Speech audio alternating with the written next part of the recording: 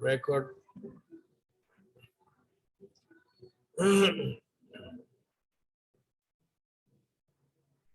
Ya. Ahora sí. Bueno.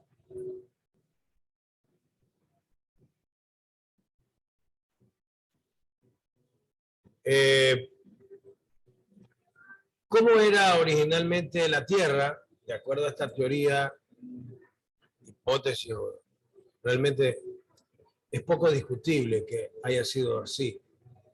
O sea, realmente hay datos que indican que así era, ¿no?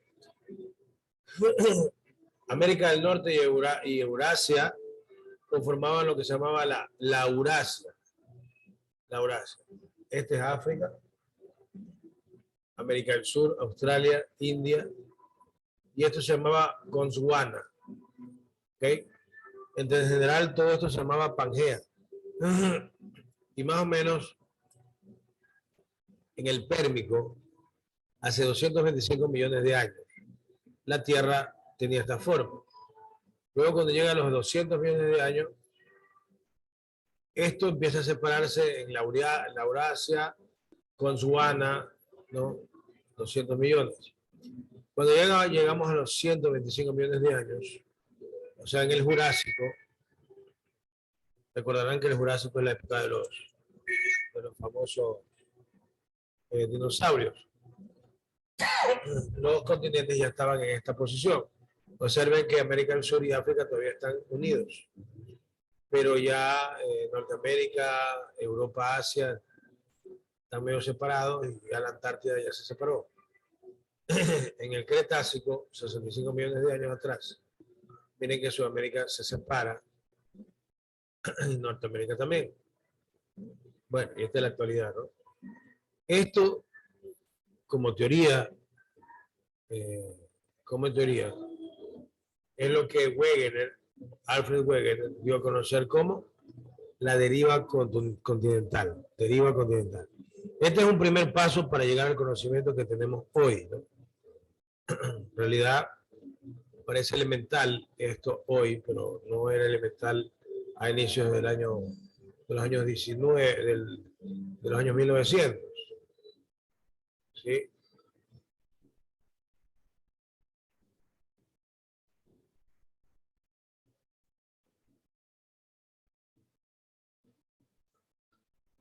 Tundra.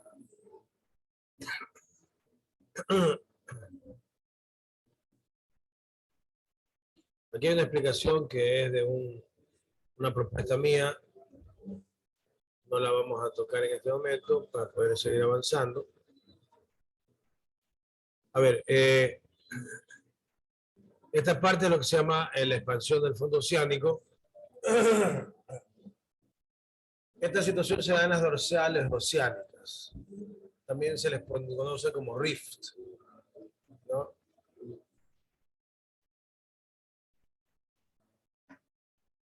Bueno, esto de la expansión del fondo oceánico y las dorsales oceánicas son básicamente ya un accidente de la famosa tectónica. Esto lo que significa es que en ciertas partes de los océanos, si me muevo un poquito para acá, y ustedes pueden ver con claridad,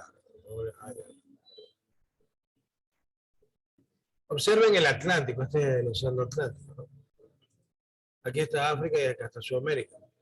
Aquí se produce una dorsal oceánica. Una dorsal oceánica es prácticamente un volcán larguísimo, o una cadena de volcanes, pero subterráneos, pero subacuáticos. Todo a este largo de esta recta, o esta línea, a lo largo de esta línea, se está produciendo, o hay un gran número de volcanes en erupción. ¿Por qué no le tomamos en cuenta? Porque está debajo del mar, ni siquiera lo vemos. Pero ahí está saliendo permanentemente lava y terreno. Las islas La Palma, que son las que están haciendo erupción, actualmente están por esta zona, ¿no? Por esta zona. Es un efecto también de la dorsal oceánica. Pero lógicamente la presencia de esta dorsal oceánica provoca movimientos. Y como ustedes ven, esta que es la placa sudamericana se mueve hacia izquierda, al norte y a la izquierda. Y la del Atlántico se mueve para el otro lado. Y por eso África y Sudamérica cada vez se separan más. Pero resulta que acá hay otra dorsal oceánica. Acá. Y esto hace que esta placa que está aquí, esta es la placa del Pacífico. Pero aquí tenemos la placa conocida como Nazca. Y esa placa de Nazca empuja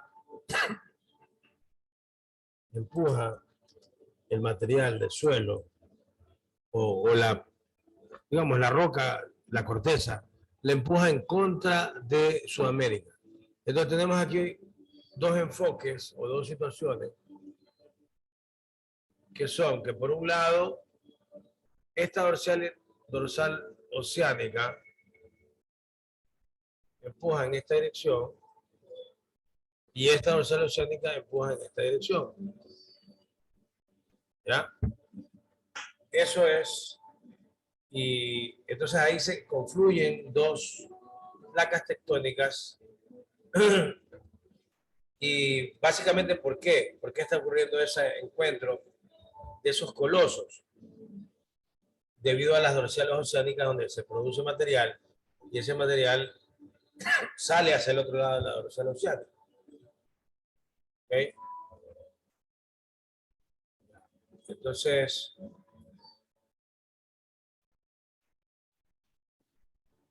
de ahí, una vez que entendimos que hay una deriva continental, la explicación de por qué existe la deriva continental viene precisamente del concepto tectónica de placas, ¿no?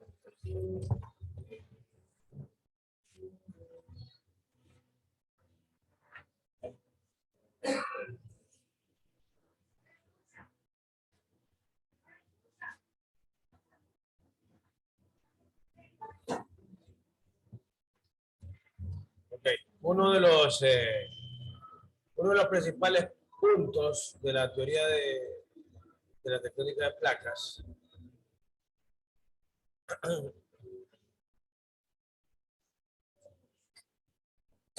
lo que trata un poco es de que la corteza terrestre, la corteza no es solamente una costra que recubre la Tierra y es constante, sino que está subdividida, está partida.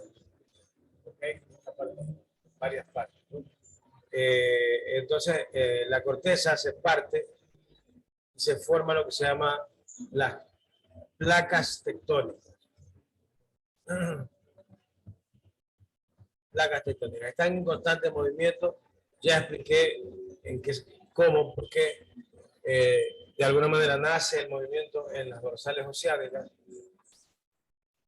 Pero también se conoce que la tectónica de placas se basa en un concepto que se llama cinta transportadora. Cinta transportadora. Ya vamos a ver más adelante de qué se trata eso. Se mencionan las corrientes convectivas. Aquí dice que eso se produce en la astronósfera. Ya les dije que hay dos teorías, que las fuerzas convectivas son de la astronósfera y otras que no solo son de la astronósfera, sino que hay en la mesósfera y también en la parte superior del núcleo. Entonces, tiene que quedar claro que tectónica viene de tectónicos, viene del griego, y que significa el que construye.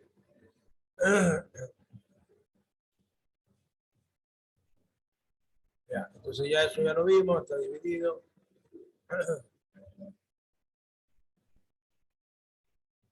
Bueno, aquí viene la explicación de cómo se forman y los accidentes, que ya lo vamos a ver. Cinturón de fuego del Pacífico. Ya, esta es la teoría de la banda transportadora que yo les mencionaba, ¿no? ya hemos conversado sobre lo que significa el famoso efecto de la convección, ¿sí? Entonces, la convección se produce porque tienes tú una fuente de energía en la parte inferior y gracias a esa fuente de energía empiezas a tener corrientes que se van hacia arriba y el material que está arriba tiende a irse hacia abajo. ¿Ok? Empieza a dar vueltas en esta dirección. Y eso es lo que se llama el principio de la banda transportadora. Ustedes pueden ver cómo aquí se coloca un paquete y la banda transportadora lo mueve en esta dirección. ¿Verdad? ¿Qué ocurre? Que también pasa lo mismo con la tectónica de placas. Porque si yo sé que yo tengo una fuerza que está actuando en esta dirección, y acá lo mismo,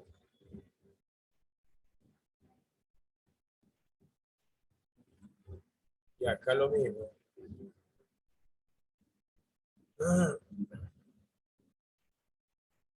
y si yo coloco acá arriba, no sé, algo que sostenga, yo lo que voy a notar es que aquí va a haber un movimiento en esta dirección. Es decir, un movimiento tipo banda transportadora, ¿no? Entonces,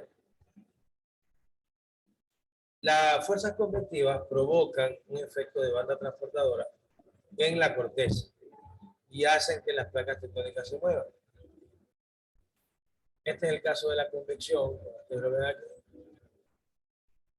La convección es una forma totalmente natural. La naturaleza funciona así en todos los ámbitos, desde una olla hasta, hasta el manto. Una de las maneras en que se transmite la temperatura y el calor es a través de la convección, ¿sí? Una transferencia de calor, ¿no? Que consiste en calentar abajo y el material caliente sube y por lo tanto el material frío baja. Entonces se genera un ciclo, un circuito, una célula, ¿no? Que provoca que arriba se produzcan movimientos, como acabamos de decir, de la banda transportadora. Finalmente, señores, el mundo se divide en placas tectónicas. La corteza no es única, está partida en varias partes, ¿no? Está partida. Y lo interesante es que cada parte tiene una dirección diferente. En el gráfico que ustedes observan ahí, ustedes pueden ver que cada parte tiene direcciones diferentes de movimiento. Increíble. Entonces, ese movimiento y esas direcciones de movimiento son los que provocan los accidentes tectónicos. Para referirnos a nuestro lugar donde vivimos, ustedes tienen aquí la placa sudamericana, esto morado, que viene desde la mitad del Atlántico y llega hasta las costas de Sudamérica. Y observen que las flechas indican que la placa sudamericana está en movimiento en esta dirección. ¿Ya? Todo nace de aquí, que es la dorsal oceánica, y África se estaría moviendo para acá. ¿Okay? Ahora, la placa de Nazca, porque aquí hay una dorsal oceánica, se está moviendo entrando al continente. Entonces aquí se forma un accidente tectónico que se llama zona de subducción. Ya lo vamos a ver más adelante. Pero miren, esta es la placa del Pacífico, gigantesca. Placa del Pacífico. Y ustedes pueden ver, por ejemplo, en esta dirección se está trasladando la placa del Pacífico. Las placas no en todos los sitios se mueven en la misma dirección, por si acaso. Como por ejemplo la placa del Pacífico, como es tan grande, las direcciones de movimiento varían dependiendo del sitio. ¿Cuánto se mueve una placa tectónica? Más o menos 5 milímetros por año. ¿Ya? Perdón, 5 centímetros por año. Los que decían hace algunos años que se movían 5 milímetros por año eran los del geofísico, me tocó corregirlo. 5 centímetros por año. Unas más, otras menos, 2, 3, 4, 5 centímetros. Pero resulta que si ustedes toman en consideración que una placa tectónica se mueve 5 centímetros al año y multiplican por 100 años, ¿cuántos metros se ha movido esa placa tectónica en 100 años? A ver, Tiago, si la placa se mueve 5 centímetros por año, ¿cuántos se ha movido durante 100 años? 500 centímetros. ¿Y eso en metros cuánto es?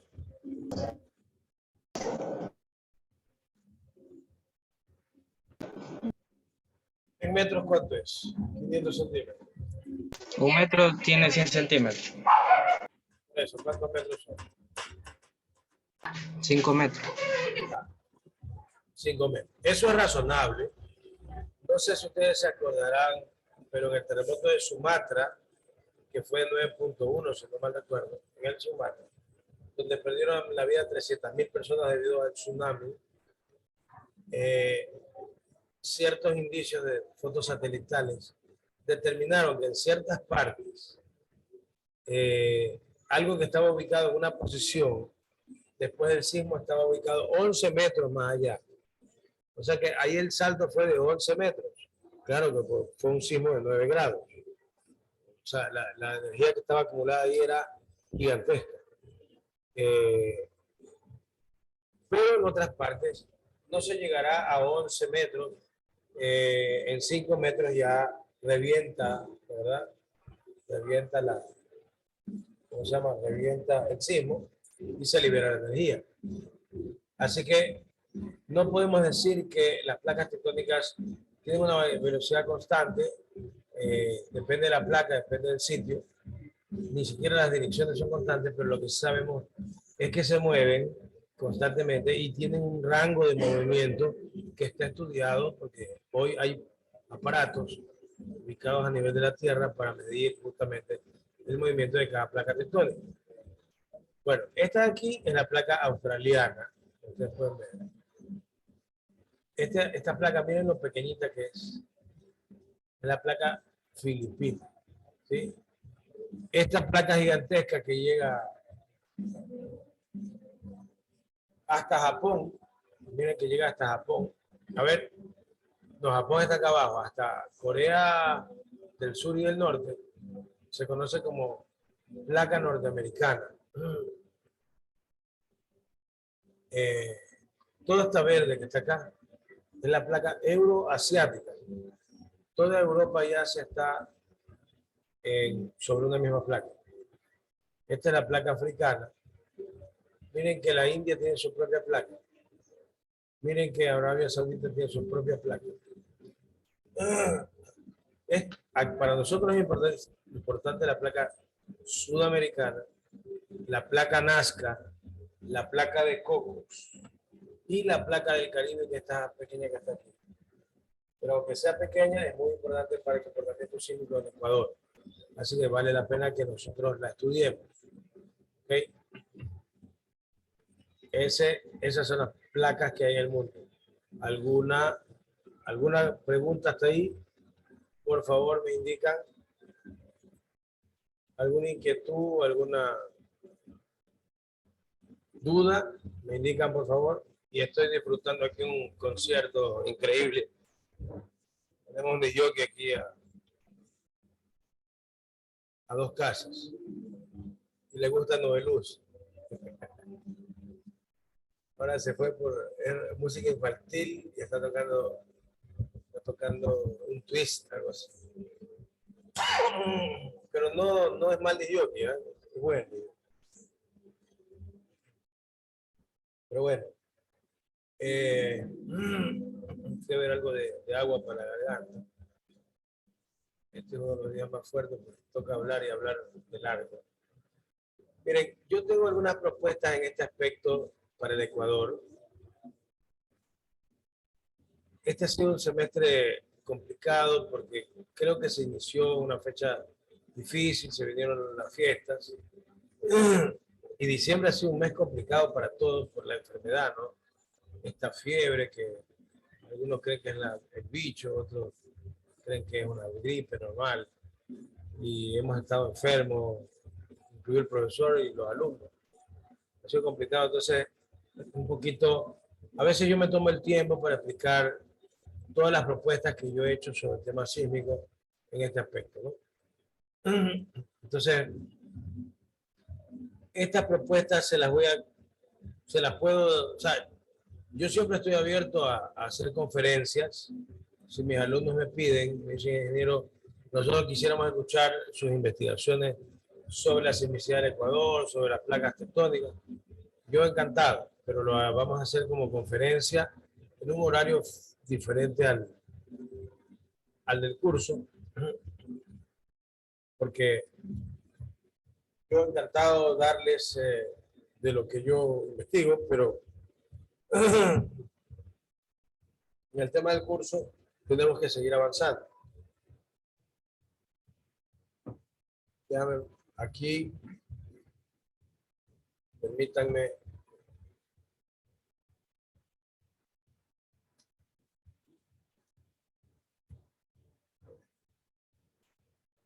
Vamos compartiendo de nuevo. Ya, esto que ustedes observan ahí es lo que se llama, ya lo vimos, dorsal oceánica, ¿no? También se conoce como rift. Aquí está anotado el nombre. Dorsal oceánica, rift. Debajo del mar se producen estos rifts. Y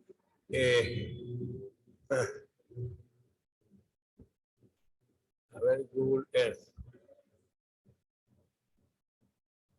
Lo que pasa es que no me he bajado el programa.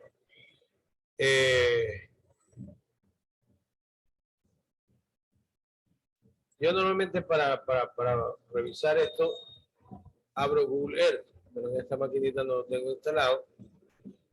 Entonces, pero observen, este es el rift o este es la dorsal oceánica, o también se llama contacto divergente.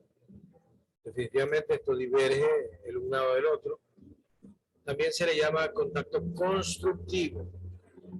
¿Ya? Los rifts o dorsales oceánicas son llamados contacto divergente o contacto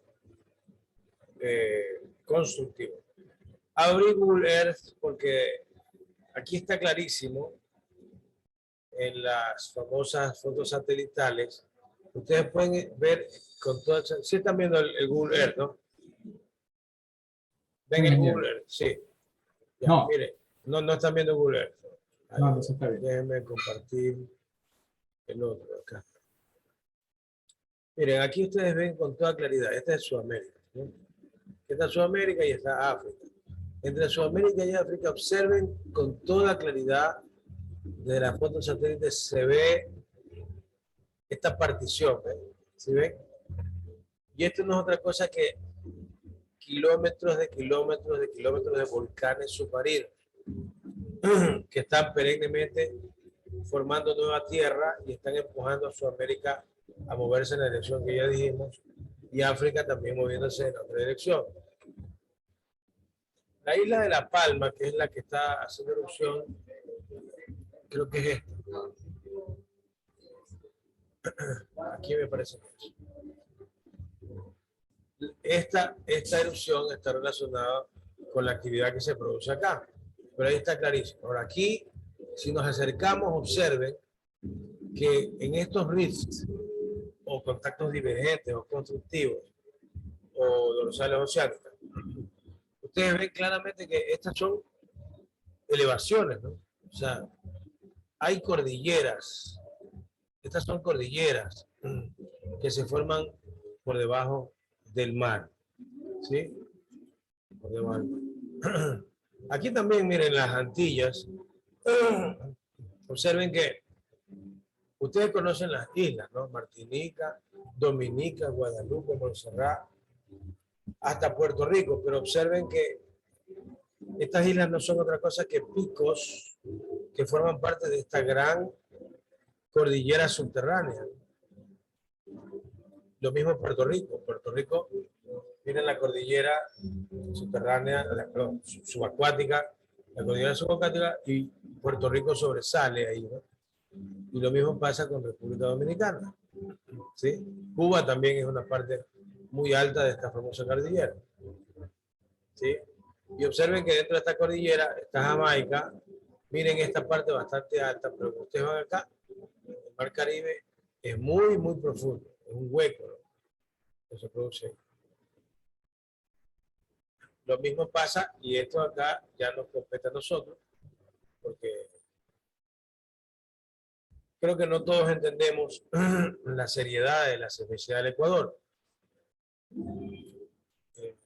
Aquí también hay cordilleras, por ejemplo, miren,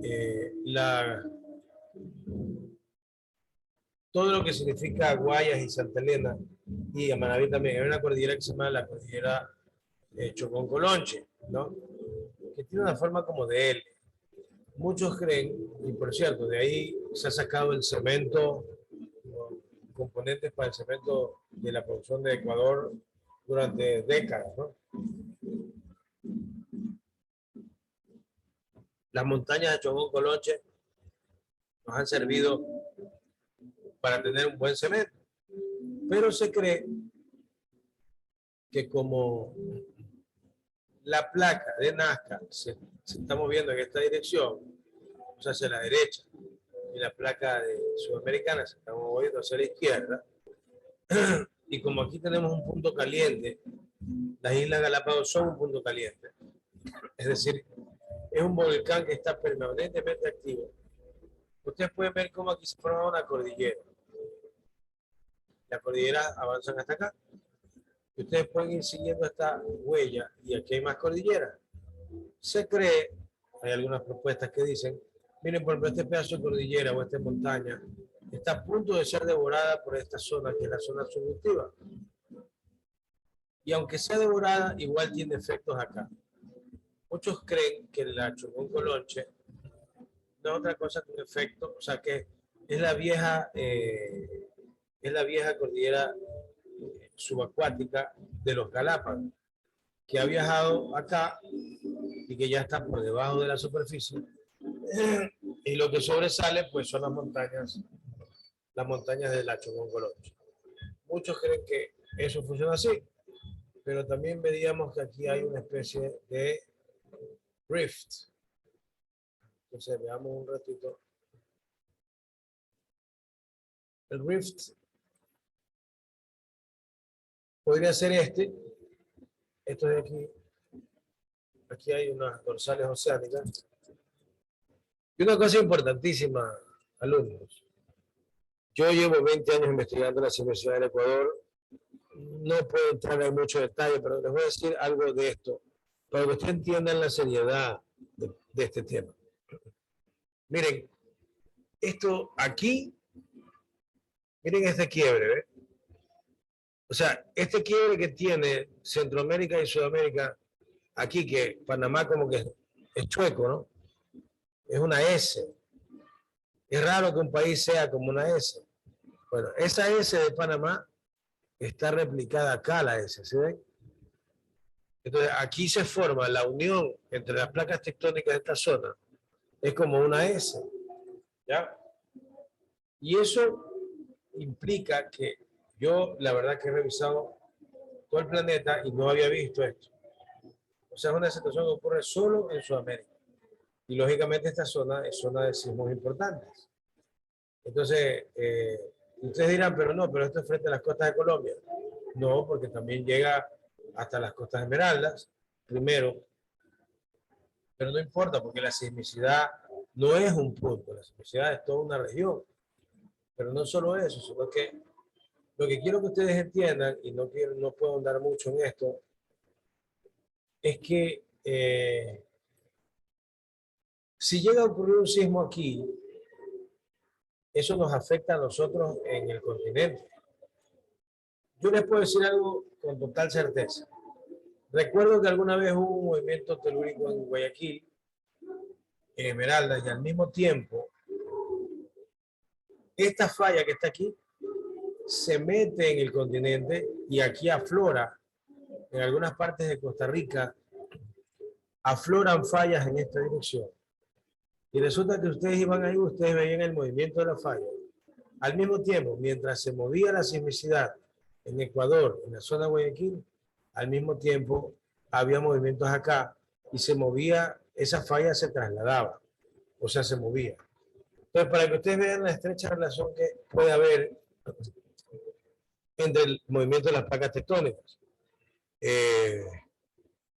¿Cómo les explico? Bueno, no sé, con esto tal vez, ¿no? Pasa que en mi escritorio a veces tengo cosas que me ayudan, pero aquí no tengo nada.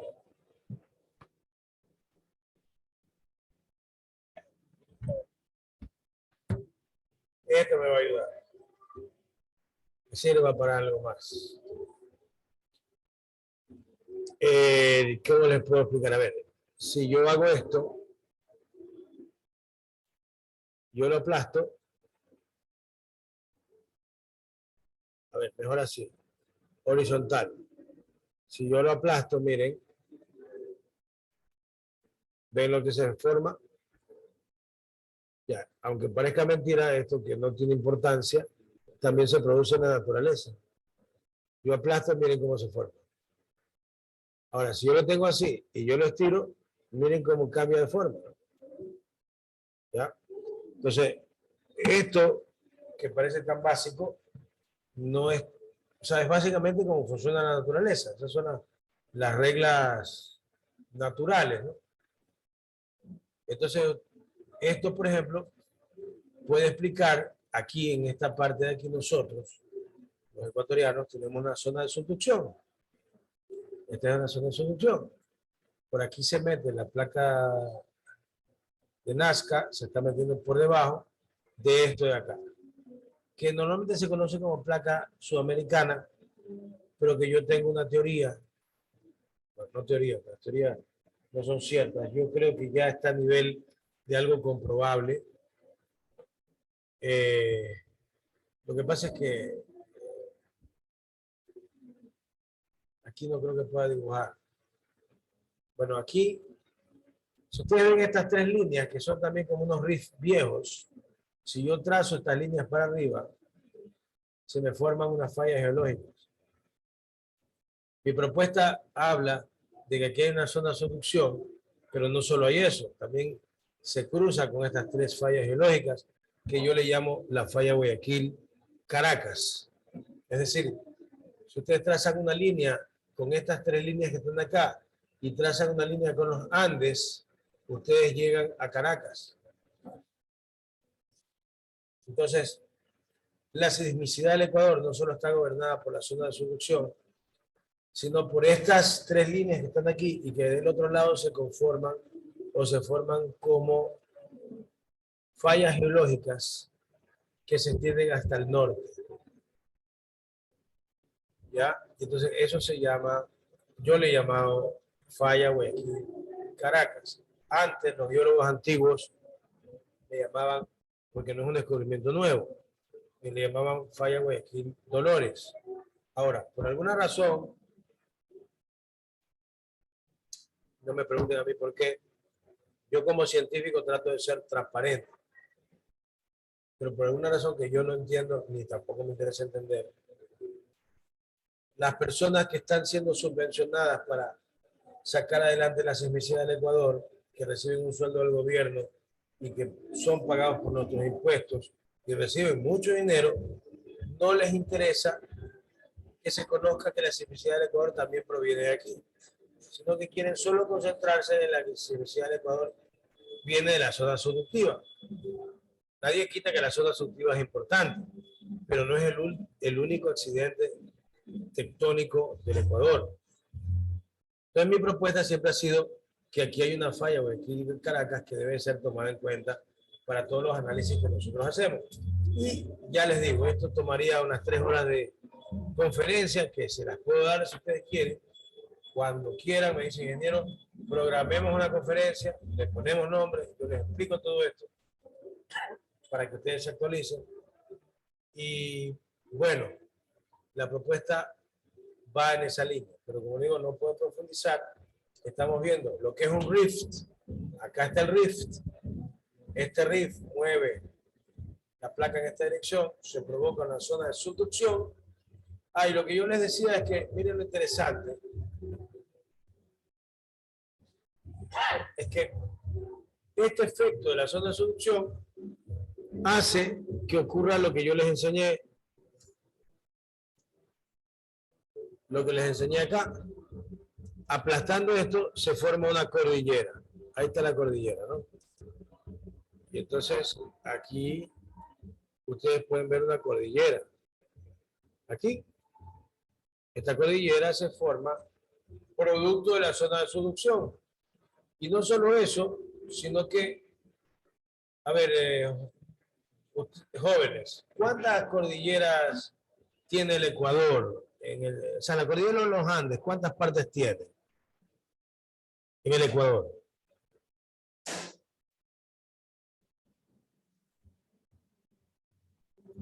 ¿Cuántos ramales tiene?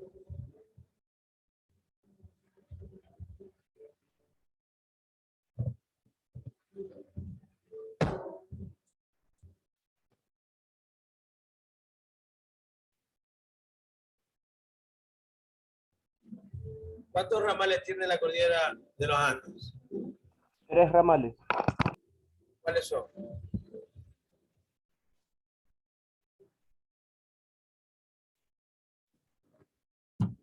Estoy leyéndolos igual, que puedo equivocarme, pero Napo, Galeras, Cutuco y Cóndor. Cordillera de los Andes. Sí. Claro, pero así creo que se llaman las subdivisiones, no sé si me equivoco. Bueno, entonces como les decía, es importante, ¿por qué? ¿Por qué esta situación es importante? Porque sin explicar mucho, quiero decirles que, como les acabo de explicar, cuando dos placas tectónicas están en contacto, ¿ya? Se genera una cordillera, ¿no? Así, se genera una cordillera. Pero allí tenemos 2 cordilleras. Entonces algo está pasando. Probablemente no haya 2 placas tectónicas en contacto, sino 3. Y mi teoría, no, la propuesta que yo hago es que en realidad en Ecuador no confluyen 2 placas tectónicas, la sudamericana y la Nazca. Confluyen 3, la sudamericana, la Nazca y la del Caribe. Eso se lo puedo explicar en una conferencia, no en clase, porque no nos va a alcanzar el tiempo. Pero es un tema muy interesante y hay muchos argumentos desde el punto de vista de la geomorfología de Sudamérica para entender que muy probablemente la placa del Caribe llegue hasta Guayaquil. Esa es la propuesta. Y que el límite de la placa del Caribe que llega hasta Guayaquil es la famosa falla de Guayaquil-Caracas, ¿no? Y hay más argumentos para llegar a esa conclusión. En este caso, eso es lo que les quería mencionar sobre esto, no profundizo más. Seguimos, este accidente se llama divergente constructivo dorsal oceánica o rift. Y como ustedes observan aquí, que se observa, ya no se observa tanto, aquí debajo tenemos magma, el magma está permanentemente saliendo y como ustedes ven, el suelo pues se está moviendo y se está creando nueva tierra. ¿Ya? Ese es el accidente. ¿Ya?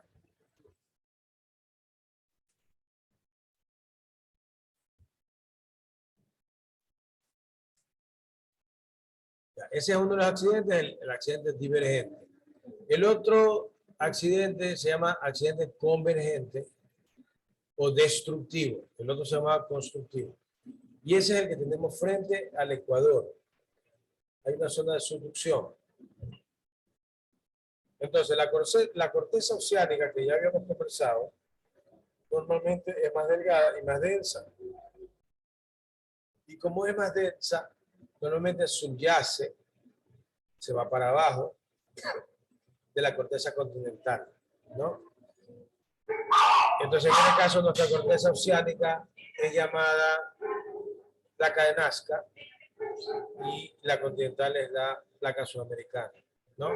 Entonces, la placa oceánica va hacia abajo, y observen que la presión que se produce aquí en esta zona provoca que haya más presión y calor en esta zona y las bolsas magmáticas se activen y entonces este material empieza a subir a la superficie en forma de volcán. Entonces, la subducción es una de las razones por las cuales tenemos la cordillera de los Andes y además de la cordillera de los Andes, la actividad volcánica que tenemos en nuestra sierra ecuatoriana. ¿Ya? Asimismo, el movimiento que se produce aquí, donde este cuerpo tectónico se mueve hacia abajo, aquí se produce fricción. Y en esa fricción se entraban las dos placas. Y ahí se acumula energía. La energía se acumula. Cuando llega un momento en que se acumula, se libera, esa energía se libera, se produce el terremoto. El terremoto no es otra cosa que liberar la energía que ha venido siendo acumulada por muchos años. ¿Y por qué se produce esa acumulación? Porque así, simplemente ustedes hacen esto. Yo quiero poner pin, creo que está ahí. Si ustedes entrelazan sus manos, así, entrelazan sus manos, puede ser de las dos maneras, o la aplastan o la alan, ¿verdad?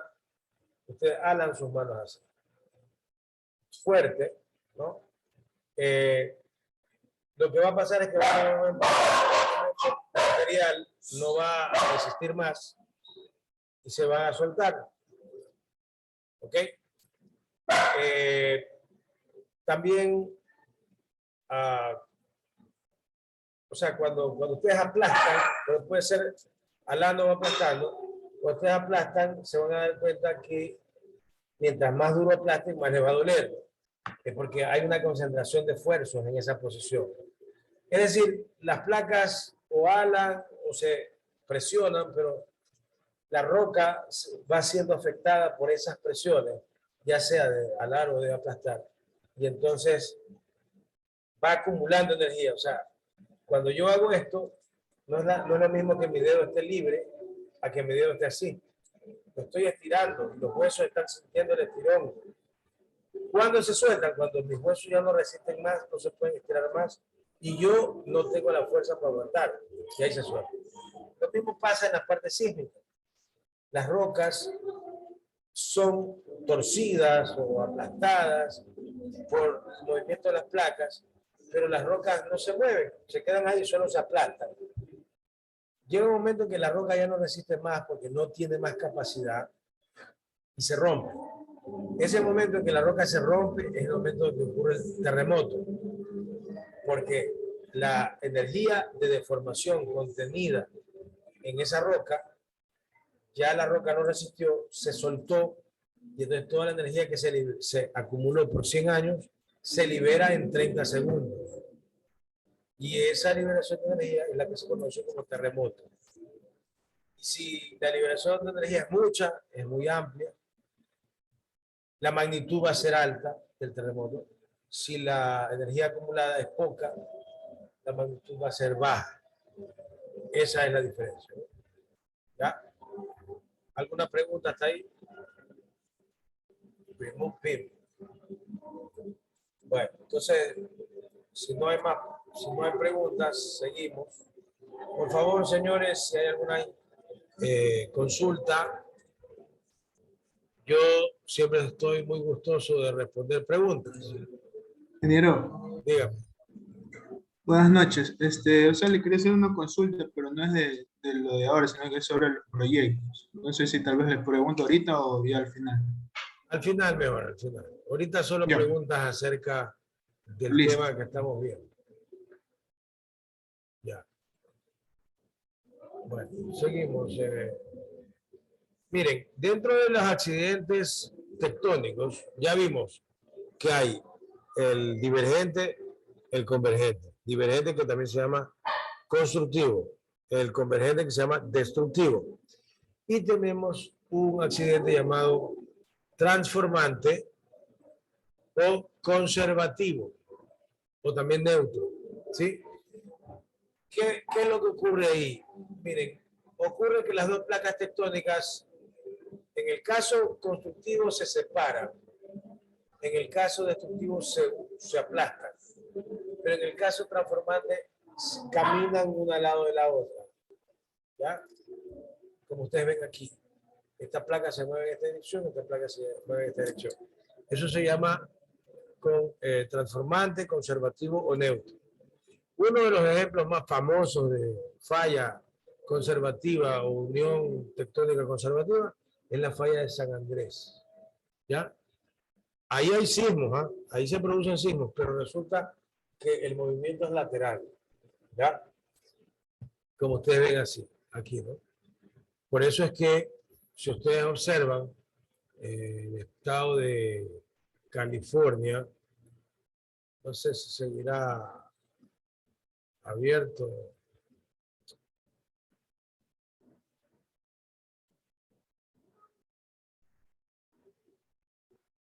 Cerramos esto. Así está bien. Pero tengo que compartir. Stop share.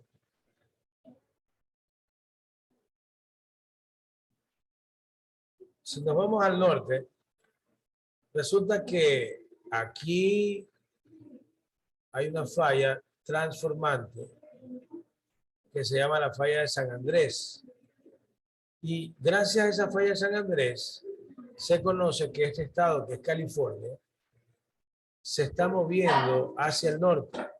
Es decir, que dentro de algunos miles o más seguro millones de años, California ya no va a ser parte de los Estados Unidos continentales, sino que se movería hacia el norte y sería una isla fuera del continente, ¿no? Fuera del continente. Yo les puedo decir que, como anécdota, cuando estaba en Japón, un japonés me dijo esto. No tiene nada que ver con mis ideas. Un japonés me dijo esto. Y fue un chiste, que no me pareció ningún chiste. Pero les cuento como anécdota. El japonés estaba muy dolido porque Hawái ha pertenecido siempre a Estados Unidos, ¿no? Pero según los japoneses, Hawái pertenece a Japón. Y por eso, recordarán ustedes, en la Segunda Guerra Mundial, los japoneses atacaron a Estados Unidos. Precisamente por las islas, y una de ellas era Hawái. Entonces, resulta que él me hace la broma porque era japonés, era nacionalista, vamos a decir así. O sea, amaba mucho su país. Y aparte era especialista en tectónica.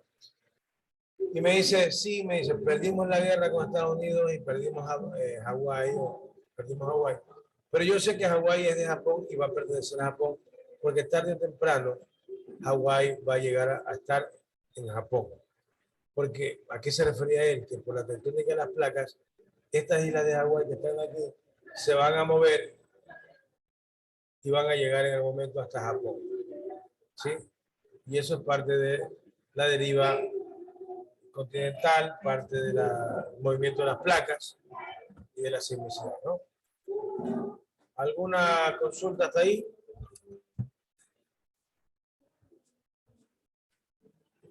Bueno.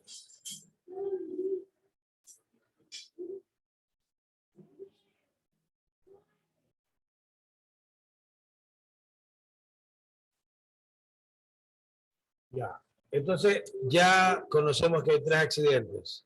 El constructivo, el destructivo y el transformante.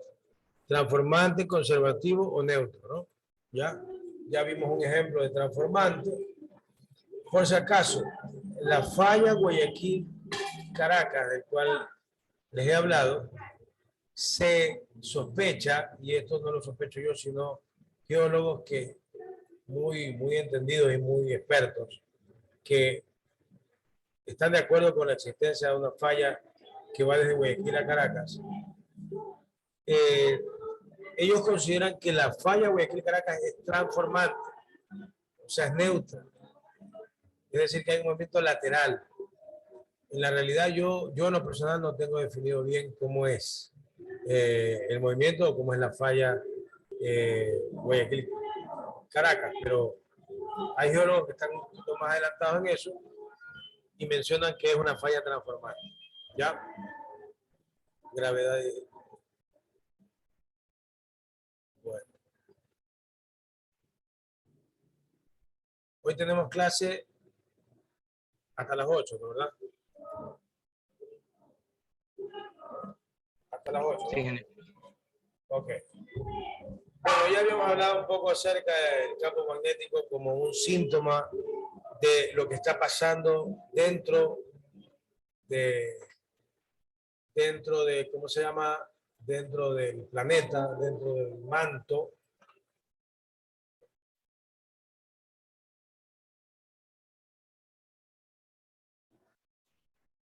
Bueno, entonces, como les decía, señores, mencionaba que el campo magnético es un síntoma de lo que está pasando dentro del planeta, en la esfera, ¿no? Y la sismicidad es otro. Entonces, si algo está pasando en el campo magnético, probablemente también veamos ese efecto en la sismicidad del planeta. Quiero que entiendan lo siguiente. Es interesante que a este concepto ya han llegado investigadores japoneses y chilenos. Hoy en día hay una propuesta en la cual se dice que cuando hay un cambio en el campo magnético de la Tierra, normalmente después de 2 días ocurre un sismo. Y es una teoría, o sea, es algo que no está planteado por gente neófita, sino gente que sí conoce. Actualmente hay una red en Japón que miden localmente cualquier cambio en el campo magnético de la Tierra y se ha llegado a determinar y se cree, tampoco es conclusivo, es decir, todavía no es como una cosa totalmente segura, pero se está investigando y está saliendo bien, de que el campo magnético de la Tierra o el campo magnético donde ustedes viven es constante, relativamente constante. Pero cuando se produce un salto muy grande, comúnmente después de 48 horas o de 3 días, se produce un sismo. Esta técnica se está usando con el objetivo de predecir sismos, con 48 horas y con un poquito más de antelación para poder saber qué día puede haber un sismo. Ya chilenos están avanzando, japoneses están avanzando, y yo les digo algo, ¿no? Para serles sincero, con un alumno de cursos anteriores, creamos un aparato que medía campo magnético y resulta que lo teníamos prendido y en uno de los sismos que hubo hace un año, 2 días antes del sismo, que fue epicentro en Guayaquil, hubo un salto del campo magnético. Entonces, a nosotros nos funcionó. Claro que no podemos decir que nuestra experimentación cumplía con todas las normas del caso, así que no la puedo proponer como un paper, pero sí como una novedad y una anécdota de que sí nos funcionó.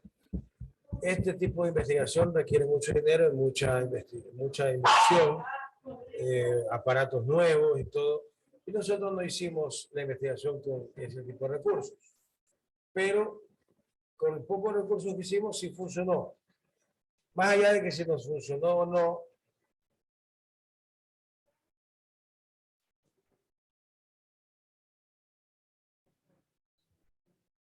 más allá de si funcionó o no, lo que sí les digo es que hay una lógica, hay un sentido común que nos indica que claramente si tenemos, o sea, hay una relación íntima entre el campo magnético y la sismicidad, porque hay una relación íntima entre el campo magnético y el movimiento interno de ese líquido de roca que hay, que compone la Tierra, ¿no?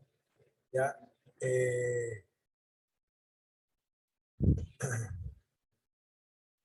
La magnitud del campo magnético es de 25 a 65 microteslas o 0,25 a 0,65 Gauss. La magnitud mayor es en los polos y, o sea, hay menos campo magnético en el ecuador. En el ecuador hay menos. Bueno, por aquí, este gráfico, lo tengo por acá, el campo magnético de la Tierra.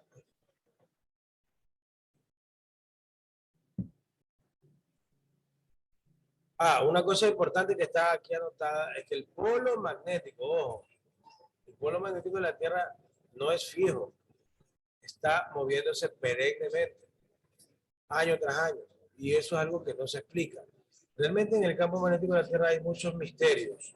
Uno de ellos es que el polo magnético siempre se está moviendo. Pero hay algo más. El problema es que en los últimos años el polo magnético se está moviendo a mayor velocidad y no se sabe por qué se está moviendo a mayor velocidad. ¿Okay? El campo magnético interacciona con el viento solar porque el campo magnético hace las veces de un escudo protector para que el viento solar no nos golpee.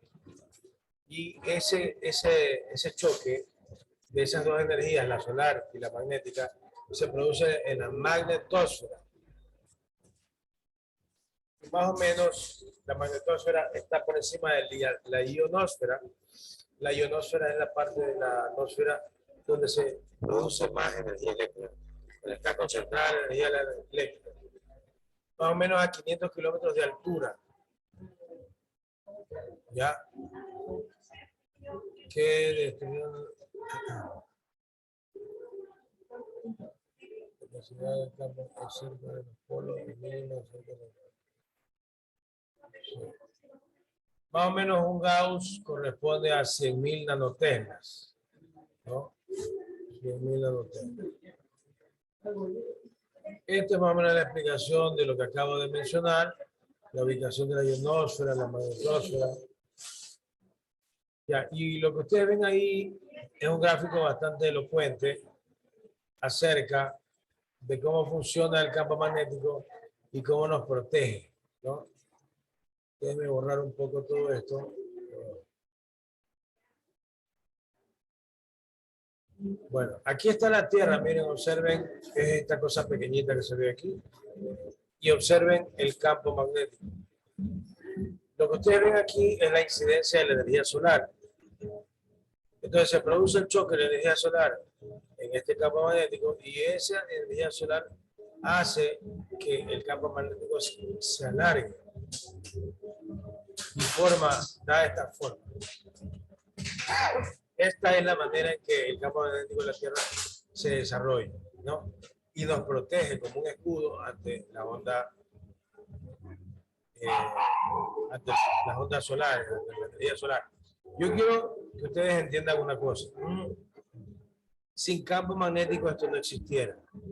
Y la energía solar golpearía la superficie de la Tierra con una intensidad que no permitiría vivir ni a ningún ser humano ni a ningún ser vivo. Si llega a desaparecer el campo magnético, desapareceríamos todos. Si nunca se hubiera formado el campo magnético, no hubiera vida, no hubiera humanidad.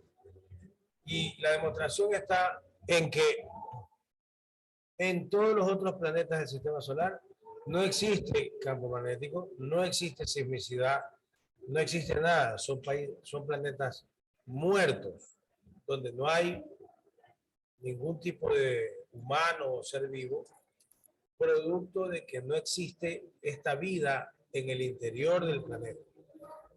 Es esa vida, ese movimiento del núcleo del manto que provoca el campo magnético, que provoca la atmósfera, que provoca los sismos. Eso es lo que nos mantiene con vida a los seres humanos. Si se llega a enfriar eso, llega a parar eso, chao, nos fuimos, ¿no? Por eso es que genera un poco de preocupación lo que está pasando, lo que se llama la irregularidad del Atlántico Sur. En la irregularidad del Atlántico Sur está desapareciendo el campo magnético y no se conoce por qué razón. Ahora, eso tampoco es razón para ponernos tremendistas, ¿no? Porque aquí estamos hablando de temas científicos y en los temas científicos, entre comillas, no deberían servir para asustar a nadie, sino que deberían servir para estudiar, ¿no? Nadie puede decir que el mundo se acabará mañana. Déjeme buscar un ratito. Del Atlántico Sur. Anomalía, se llama anomalía del Atlántico Sur. No hay irregularidad, por cierto. Anomalía magnética del Atlántico Sur. Vamos a buscar unas imágenes para podérselas compartir a ustedes. Y este es un tema muy serio, señores, que yo, tal vez ustedes pueden decir, bueno, yo no sé nada de esto, pero miren, aquí está. Observen, aquí se ve la anomalía del Atlántico Sur, ¿eh? Y lo que quiero que entiendan es que no solo es, al principio, esa anomalía era un hueco en el Atlántico. Observen cómo se ha extendido a toda Sudamérica y ahora ya cubre parte, inclusive llega al Ecuador, ¿no? Si ustedes observan diferentes formas. Por ejemplo, aquí está un poco más amplio. Este es un análisis que se hace en Uruguay. Y observen cómo parece que Uruguay es la parte central ahorita de esa anomalía, pero también cubre Ecuador, ¿no? ¿Qué está pasando en esta anomalía? Que se está perdiendo el campo magnético. ¿Qué es lo que se piensa? Bueno, yo les puedo decir, desde mi punto de vista, algo está pasando en el movimiento del manto y del núcleo en esa zona. Y por esa razón está perdiendo fuerza el campo magnético. Pero hay gente, o sea, yo lo veo así, pero hay gente que lo que dice es que si sumamos el hecho de que el norte magnético está cambiando de posición y cada vez cambia más rápido y que aparte hay una zona de la Tierra que está perdiendo el campo magnético, según estas personas creen que estamos viviendo y hemos empezado a vivir una inversión del campo magnético de la Tierra. Algunos interpretan esto como que el campo magnético de la Tierra se está invirtiendo. Es decir, que en algún momento el polo norte va a pasar a ser polo sur y el polo sur va a pasar a ser polo norte. Algunos interpretan esto como esta situación. O sea, ¿okay? Entonces, esto deberían ustedes investigar.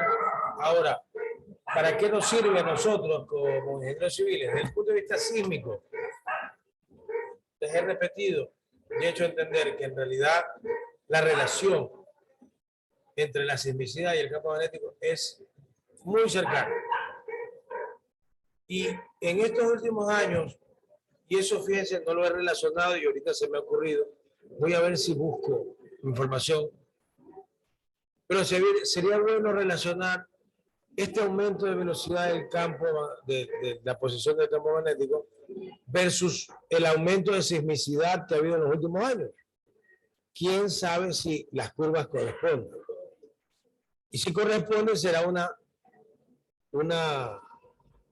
prueba irrefutable de que hay una relación entre el campo magnético y sismicidad. ¿Ok? Pero bueno, más allá de que busquemos esa información, en realidad hay una relación y esa relación se viene estudiando, como le digo, por parte de chilenos y japoneses. Y lo interesante es que ese estudio nos podría estar llevando a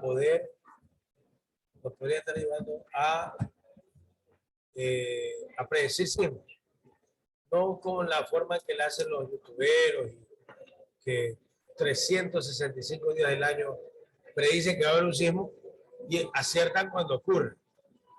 Ahí acierta cualquiera, ¿no?